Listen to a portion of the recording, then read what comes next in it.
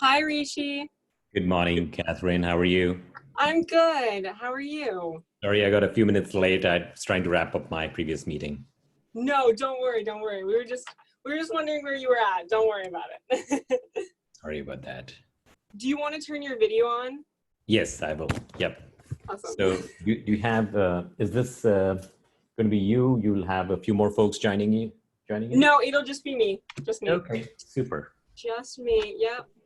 And you are affiliated with which organization and what's the... I am actually the executive director, so I'm right under the founder.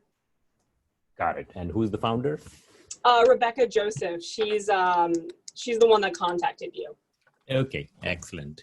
And Yeah. what's the intention of this interview? Like, what's the plan with the video and all that So stuff? the video go out on our Instagram. It'll also most likely go out on YouTube. Don't put me to that though. So the intent is we were really interested in your woman in the workplace policy. As we are we're actually a nonpartisan organization. So if you could kind of stray away from any like Democratic Republican kind of clashes, that'd be great. But we totally understand that. You're a Democratic candidate and we totally support all your policies. It's just Women in Politics tries to stay nonpartisan, just to empower women on both sides. But that's totally fine. But yeah, that was really what we were really interested in. We're also really interested in just your empowerment of youth as well. So that's pretty much the agenda. I don't know if do you have the questions by any chance, or you don't know the questions? Uh, would you mind going through the questions if that's Yeah, okay? yeah, yeah. I can tell you the questions right now. Yeah, yeah, yeah. So the first question is pretty basic, just for those who don't know you. Who are you and what do you stand for? Pretty just like why are you running, background info essentially. And then the next question is why are you running and what and who's inspired you to run? Again, pretty basic. And then the next question is about the women in the workplace policy. So if you could tell us more about what you want the gender imbalance in pay and work to be changed in the next few years, and why would your plan work? Then the next question is, what is unique about your education policy? I heard that you're doing a STEM initiative, Yeah. Which is really awesome. And then last question would be, what are you doing during COVID to empower the youth through your campaign? Because I heard that you're mostly youth run. Yep. Awesome. Okay, give me 1 second. I'm just gonna text Rebecca that we're in. She was Is my video okay? Lighting and everything? Yeah, I think we're good. It says live on Facebook. Yes. Awesome. Okay, so we're also on Facebook right now. Yes. Yep. Awesome. And Okay. we'll turn over the video to you soon as it's done, and you can decide what you would like to do with it, Catherine. Okay, awesome. Okay, give me 1 second. So I will introduce myself. So hi everyone, I'm Catherine Branov. I'm the Executive Director of Women in Politics. And today we're interviewing Rishi Kumar, running for Congress. How are you? Very good, Catherine. Thank you so much for the invitation. I'm looking forward to a conversation. Yeah, I'm looking forward to as well. So for those who don't know you, who are you and what do you stand for? Well, I'm a Silicon Valley high-tech geek. That's who I am.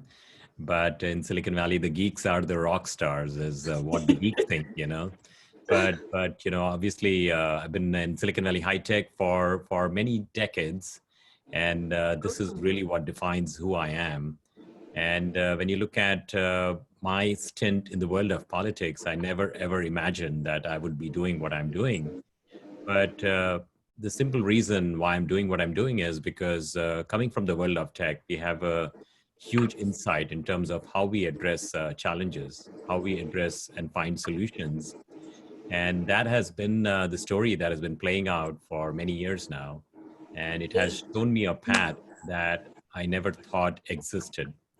And so, as a high-tech geek, working for IBM and Cisco's of the world, I realized that there were challenges happening around me.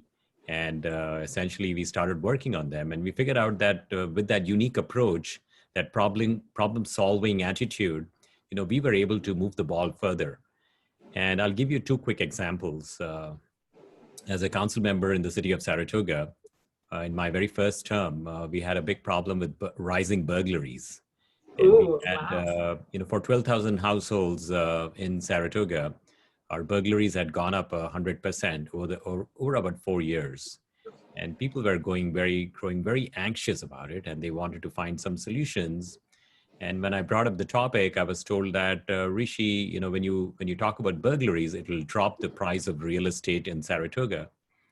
And Yeah. sometimes folks don't see the problems the same way I do. And my take is, I'm the elected leader. I need to work on it. So we started putting together a plan in motion and started organizing neighborhood meetings. And with over 100 neighborhood meetings, what we did was we identified neighborhood leaders in every neighborhood, and we empowered them to take charge. And we built a framework of allowing neighbors to connect, communicate, and collaborate. And that led to something pretty interesting. Our burglaries dropped by almost 50%, which is the largest drop compared to any other Silicon Valley city. And That's amazing. So bringing the community together really, really helped that. yes, absolutely. And then figuring out, something else like putting up neighborhood safety watch programs, organizing block parties. And what we believe in is a repeatable process. If you do something once successfully, which is what we do in the world of tech, let's repeat it and again and make it easy for people to find that information, and that's what we did. For example, the block party playbook, that playbook is still being referenced by so many neighborhoods in Saratoga when they organize their block parties, not this year, obviously, with the COVID-19. Yes, uh, obviously. and right now, what we did was we proposed a Zoom party. People should be meeting in their Ah, backyards, sipping wine or whatever else, and having conversations with neighborhoods. And what we do is what we repeat. So that story played out. And then secondly, when you look at, we had a huge problem with the water. We have a private utility company, and their profits went up from $22 million to $52 million in a drought.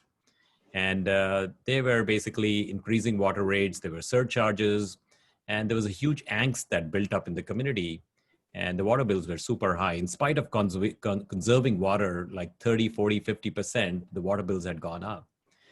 And so when I brought it up again, I was told that, Rishi, we don't have jurisdiction over San Jose Water Company. It's only California Public Utility Commission. There's not much we can do about it. But, I'm a high-tech guy. I don't know what I don't know. And my plan is to always take that first step and see what comes out of it. obviously, that's very important. Yeah. Exactly. Take the first step. And sometimes, truly speaking, Catherine, people might think that Rishi has the answers. I truly don't. I truly No, it's don't. always important that you seek the answers, not always know them. Yes, exactly. And so what we always believe in is take the first step. You may not be 100% ready. Like in the world of startup, the startups are never 100% ready. They are like 60, 70%. And they say, okay, let's go live and see what happens, right? So which is Yes, what we did exactly. with the water. We started engaging with water. We started protesting. And then we rolled out an app on the App Store. Understanding, Wow. who the decision makers are is very, very important. Then you have to understand who are the influencers, and the influencers were the people. And Oh, then yeah. with the influencers, we had to explain them what the problem was and what the suggested mode of action was and what would be the desired outcome. Simple, right? I mean, these are very simple steps. So the Very. influencers were obviously CPUC, and the outcome was let's go and reject water rates by influencing CPUC, by getting the people involved, getting the stakeholders involved. And so with every rate increase, we would send out protest emails on the backs of rolling out a water app that literally made it like 30 seconds for people to send out protest emails. And long story short, we have rejected 7 water rate increases, rejected, reduced, and suspended 7 water rate increases that nobody ever thought was a possibility, right? So that's the value of someone who comes from the world of tech and public service. And that's the reason why we are running for Congress. We believe we have some very unique values. And I define it in one word: people-centric. That's it. It's people-centric values. We are there for the people. We are not there for the lobbyists. We are not there for the special interest groups. These are some things that are completely wrong in our country today. And the reason why we are serving is we want to help our community out. And there are some big challenges that need to be addressed. when you look at the transportation and traffic challenges that we have, that we deal with every single year, it's a lot less lately, but it's going to come back in a huge way Definitely, yeah. soon as we get back with a better open economy in a post-COVID-19 world. Then you look at the housing crunch. I mean, we have a lack of housing here. We have homelessness that is greater than the rest of the 49 states here in California. Our education is at 46th in the United States. There are some huge challenges that we have. You look at a pandemic, we were not prepared for that. And this is a generation of politicians who are completely out of touch, and it needs some new innovative thinking, new leadership. When you look at Silicon Valley high tech, Catherine, we are the 19th largest economy in the country, but our elected leaders are completely out of touch. They have no idea with the business models of Silicon Yes, Valley high tech. And I something like, agree. And I'm guessing that you're going to bring that technology base to your campaign into Congress. that's And right. that's your goal. That's the plan. And when you look at one of the congressional leaders in the House talks about Congress as technologically illiterate, and that is a true fact, because if you saw the Sundar Pichai or the Mark Zuckerberg hearing, our elected leaders had no handle, because the way it works is we have lots of career politicians who are just looking to have a paycheck, stay in office as long as I can, and they hire lots of aides who are there to help them out, but they're not from the world of tech. They have no idea. And when you see these hearings playing out, these congressional leaders are reading from pieces of paper that has been written up by aides. It's like the blind leading the blind. How is that going to work out? It was lots of spoof videos that you can still find on YouTube, right? And when you look at the privacy violations by Facebook, I could see that happening, many, many years before, and until it played out with Cambridge Analytica. Our elected leaders should have been there in the front of this, should have addressed it, right? So those are big challenges that we have, and we are very excited about this opportunity. We have been running a campaign for the last 16, 17 months now, and it's going to be a really good story playing out, Catherine. No, I'm amazed. Wow. Definitely really like that community grouping and bringing everyone together and putting the people in the center of your campaign. That's very important. I definitely really agree with that. So I think you've already really described why you're running, but is there anyone that inspired you to run other than serving the people? Well, I think what I realized quickly was, as an activist, there are folks who will step up and challenge you. And sometimes they don't want you to be engaging in that activism. And that story played out at a Starbucks meeting with somebody from our city. And I realized that, people will try to derail you. And sometimes it's a good idea to have a platform, to go out and do your little deeds, good deeds, to help the neighborhoods, help the people out. And truly speaking, if you hear me talking about the burglaries that we address, the water bills, having that platform was very critical for that. So these are folks who inspire me, the ones who try to push back. They are the ones who truly inspire me, because we are there for the people. And if they are trying to push back and try to derail our agenda, that means we must be doing something very good. And, when I was a little child, reading stories of Martin Luther King or Mahatma Gandhi has always inspired in me to keep that activism alive, because no matter what comes your way, they can throw the kitchen sink at you, but stay steadfast. There are still, in Saratoga, we ended up getting the most votes in the 60 years election history of Saratoga. But there are still some people that are not happy with how we approach things, and that's totally fine. They play the game that they would like to play. We ended up getting the 65% of Saratoga votes in a 5-people race in my re-election, and that's a testament. I mean, we got statements from seniors of Saratoga who said, "We have lived here for 50 years, and we have never seen a council member like you."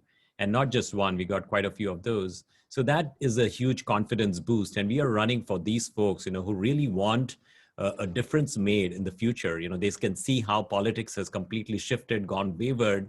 And that's the opportunity that we have to bring it back together, specifically in the post-COVID-19 world. This hue and cry is building up. When you look at, what Elon Musk tweeted the other day, he said the gerontocracy is out of touch with the people. And that is a true fact. Our leaders are just preserving their paycheck and their jobs, but they're really not interested to solve the big challenges. And then we had John Sakota, venture capital investor in Menlo Park, who tweeted the other day that it's the pandemic and social unrest, which is making people realize that electing the right type of leaders could be a difference between life and death. So that's why we believe it's going to be a new generation of new leaders stepping up in Congress, stepping up in our US Senate, who will take charge and steer America in the right direction. And we are quite pumped about the opportunity. Awesome. No, that's amazing. No, we definitely need new elected officials that have the right interests in mind for the people. Now, as a women's organization, we have a really, we were reading about you and we really loved your policy about women in the workplace. Could you maybe tell us more, tell us how you want the gender imbalance in pay and work to be changed in the next few years and why you think your plan is going to work? Yes, so we still have a huge gender imbalance today in the workplace, and for a man's wage of a year, a woman has to work all the way till I believe April of next year, 4 more months, and that needs to change. That needs to shift in America because we are not in the 1900s. This is a new era, and we need to ensure that our women have the empowerment that they need to succeed. Now, let's just look at the current state we are in. We are sheltered in place. And, I hear from many women in our community, and they are essentially saying is that the kids are home and there is a lot more work activities that need to be done at home, but also a lot of work activities that they are doing for their work, and the stress level goes up. And seemingly, the world is a little unfair in terms of how we address the women challenges, the women issues. And we have to look at it through the lens of women and make sure that we provide them the opportunity to succeed. So when you look at transparency to salaries, that is a huge motivation for me to ensure that every company, every Silicon Valley company or any company in America, they will need to basically provide some transparency in terms of disclosures and how the salaries of women in the workplace compared to that of men.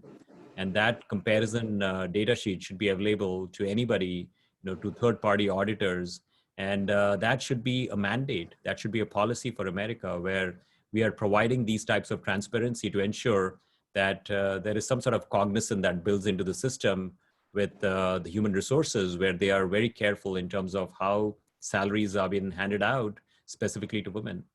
And then when you look at the guaranteed paid leave for workers, maternity leaves, I think are the programs, the what do you call it, benefits that we have laid out in this country. Obviously we are a capitalistic economy and we are a very work-driven culture. And when I look at everybody around me in Silicon Valley, everybody works at a pretty furious pace. I mean, sometimes people work all 7 days a week, and that's the type of culture that we have in America. People give it all they can, but at the same time, there are family challenges that need to be addressed, and the corporate human resources guidelines need to be carved based on that. So that also will make it easier when we have federal guidelines that come into play. And new parents with very limited resources, those are huge challenges. We need to ensure that a woman can get back into the workplace if they desire to, after having a baby, after having a child, which means I'm also a big supporter of having state-funded daycares, like K to 12. Can we make it ages 3 onwards, public school education, and things like that? We need to consider all these different options, because also what we clearly know is that in a school setting, the time that a child is learning is from 0 to 5. Their brain power is soaking up a lot of great knowledge, and this is the time, if they went to school and provided that learning opportunity, things would be a lot different for them from a future standpoint. Because perhaps let's look at parents who are disadvantaged, perhaps that have never gone to college, but when these kids are going to a daycare and they allow that learning opportunity for them, things could be dramatically different. And also it leads to, in Silicon Valley, things are very expensive, we know it. And many families have dual incomes, and we need to provide that opportunity for women as well.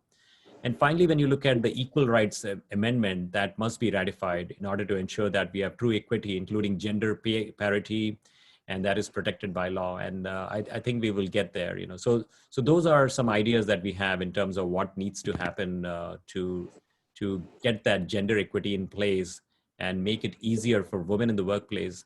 Now, also, I think, providing facilities for women, for example, pregnant women need to be addressed a little differently in the workplace.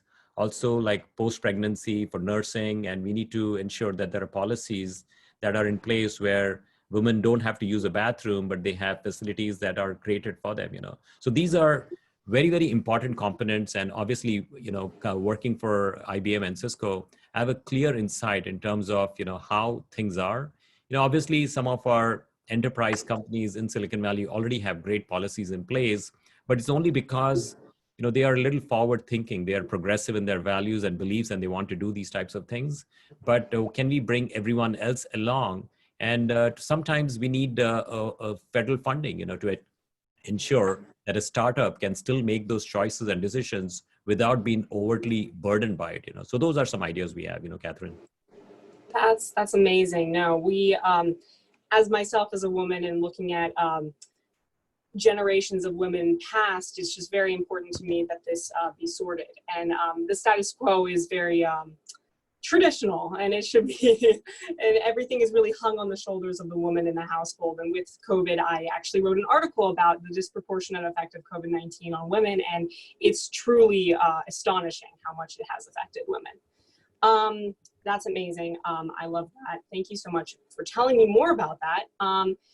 As a teen, I obviously really appreciate education, and I think it's super important. I know you have a lot of stances on education, which you already sort of talked about in the previous question, but what is unique about your education policy in general? So, education is really an economic upliftment. For me, growing up in India and arriving to the United States for my master's in mechanical engineering, education was really a platform. Growing up in a middle class and then working here in Silicon Valley, surrounded by some of the brightest of minds. It's sometimes when I wake up, I wonder, how did this all happen?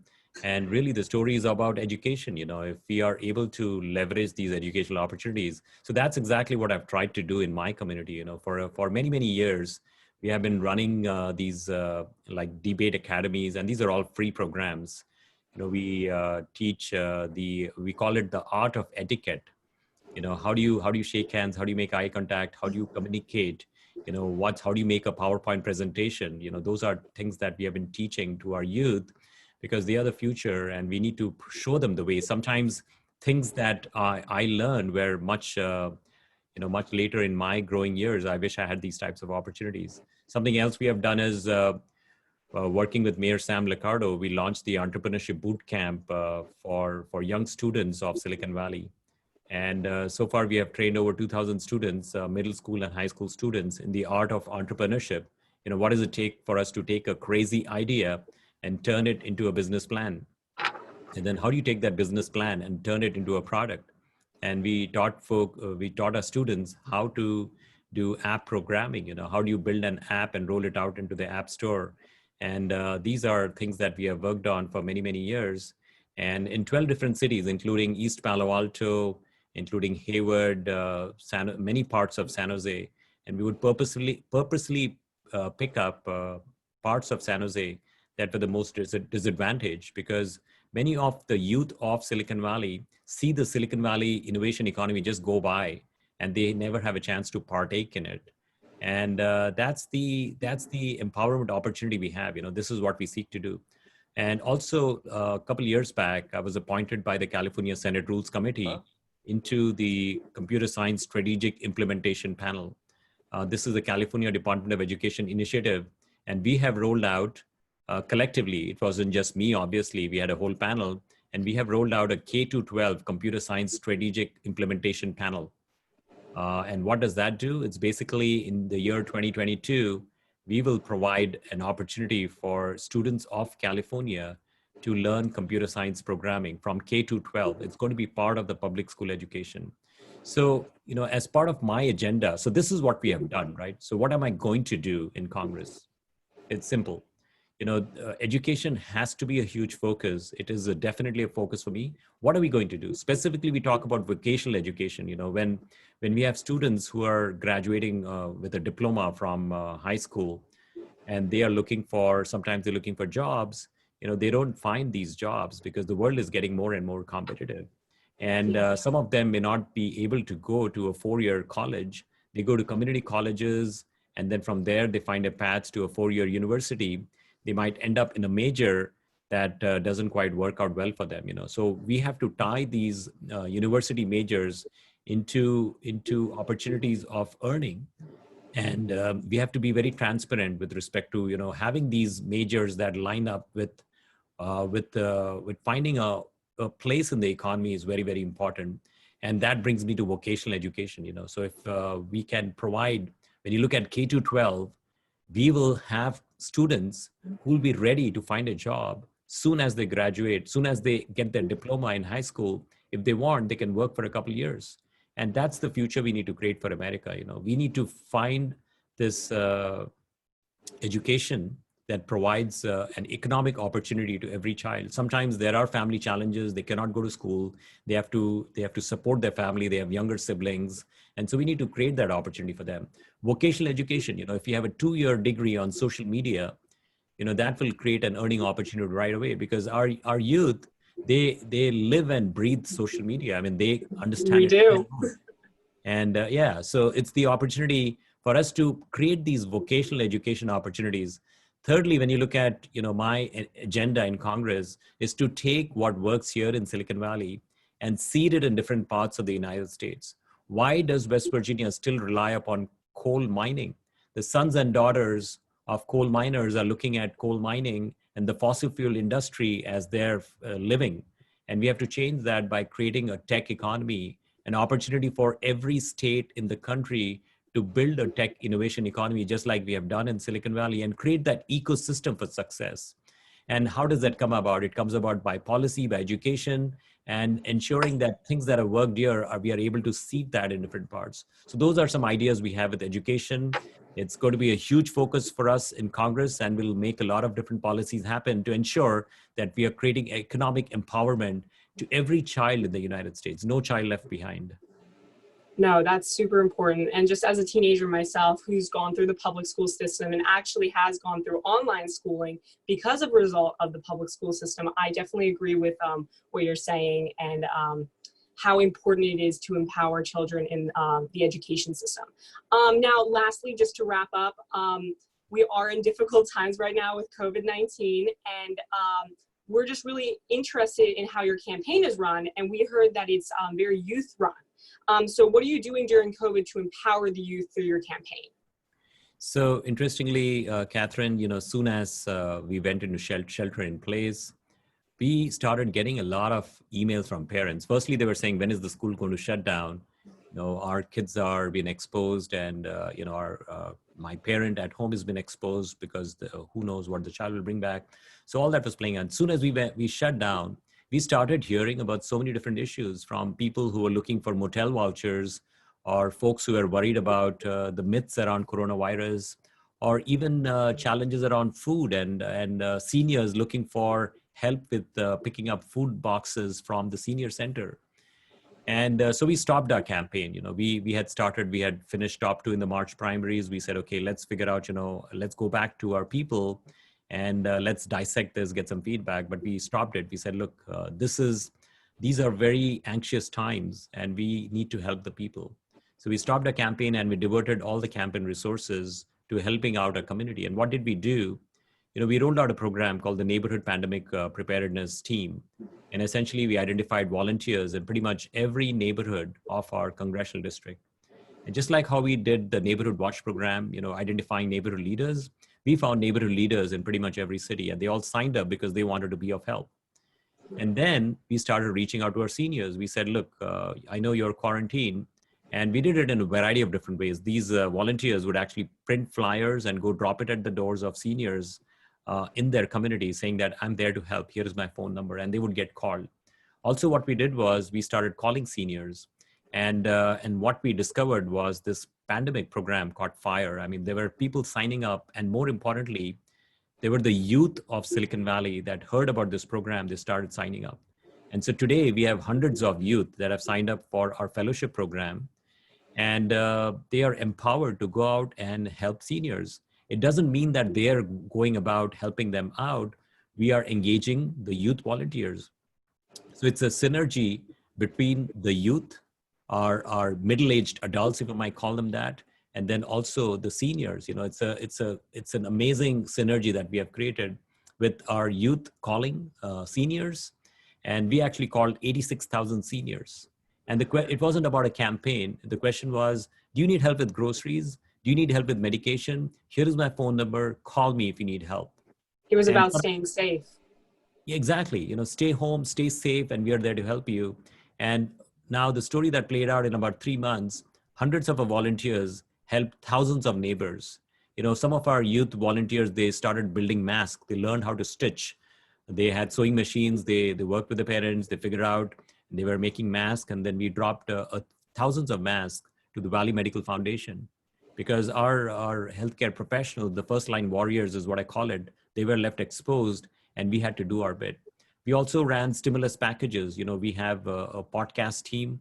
We ran stimulus package discussions. We called it Reality Check with Rishi. Over 23 town hall meetings on topics such as, how do I apply for the PPP loans? How do I apply for this stimulus package? What about college admissions? You know, my child is getting a pass-fail grade, and private schools are getting their grade that they deserve. How will my child compete?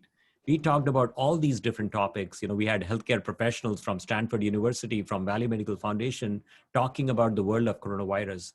That's the value that someone can provide, and we are there to help. And what we have pledged is, once we get elected, we're going to call every family. In case of a crisis like this, we'll be calling families. We won't be just having town hall meetings, but we'll reach out to every family. We are there for you. We are there to help. Please tell us, how can we help you? That's the level of engagement that elected leaders need to have. And this is what we have always had. And we have tried to demonstrate that with the COVID-19 world that we are in today. And that's how this world of politics is going to play out for someone like me. I am fascinated by how you have connected the community and how you have connected youth to your campaign and helping everyone throughout the COVID-19 crisis. That's absolutely fantastic. It's what we should see more of, honestly. So it was amazing talking to you today. Thank you so much for shedding light on your campaign and some of your important policies. I think that's what we'll wrap up on. Thank you for your time. And again, I'm from Women in Politics. We have an Instagram handle, also called Women in Politics _. And thank you so much for spending time with me, Rishi. Catherine, I'll leave you with one story. And when you look at, you know, my wife works at Extreme Network, and I've heard and seen firsthand, you know, the issues of women. And that is near and dear to what I seek to do. When you look at what we did with the Entrepreneurship Bootcamp, the very first year we ran something called Silicon Valley Youth Tech Day. And it was simply an incredible moment for me when we do something called a pitch fest, where after a semester-long program, all the teams, they present their projects. And the very first year we had a team, it was all girls, 6th graders and 7th graders, that actually won the pitch fest, and they got seed money, seed funding for their startup project. They had actually designed a printer that takes a drawing that you make on paper, that copies that and constructs it and spits it out. So it was a it was not only a software product, but also a hardware product with sensors and all that kind of stuff. You know, it was a brilliant piece of work. And these were young girls. And now, interestingly, these girls are joining our internship program. You know, one of them actually showed up, and I was like, this name sounds very familiar. And it was actually somebody who had won the first place prize. So we can see how we have made a difference with the young students of Silicon Valley, and nothing like empowering the girls, because, you know, I think sometimes the world is not fair for them. There is so much more that needs to be done with women empowerment. And hopefully someone like me, when we are able to show the way, we can create empowerments in thousands of lives that will play out well over many, many decades going forward. You know, so we are quite excited. Even if we change one student's life, you know, it's our time well served. You know, and that's the calling we have. You know. No, for sure. No, one student is one student, and it can exponentially change. It can just follow through with other students who feel affected the same way. So no, that is an amazing way to go about things. Student empowerment and women empowerment is extremely important. And we at Women in Politics are very grateful that politicians are stepping up and doing what they should be with these topics. So again, thank you so much. And that story was wonderful. It's amazing that girls are getting into STEM, girls are getting into politics, girls are getting to everywhere and where they should be. So again, thank you so much for joining me. And I think we'll leave it at that. Thank you so much. Very nice chatting with you, Catherine. Looking forward to more conversations like this. Thank you. Thank you. Awesome. Bye-bye. Awesome. Thank you so much. That was amazing. I really love that conversation. Your policies are great. I mean, I have nothing else to say. Thank you so much for sitting down with me. And Women in Politics is really grateful that we got to hold an interview. And I really hope that everything works out. Thank you to all the Women in Politics team. And please do thank the founders and all the leadership team. Really appreciate that. I definitely will. Awesome. Okay. Enjoy the day, Catherine. Bye. You too. Bye-bye.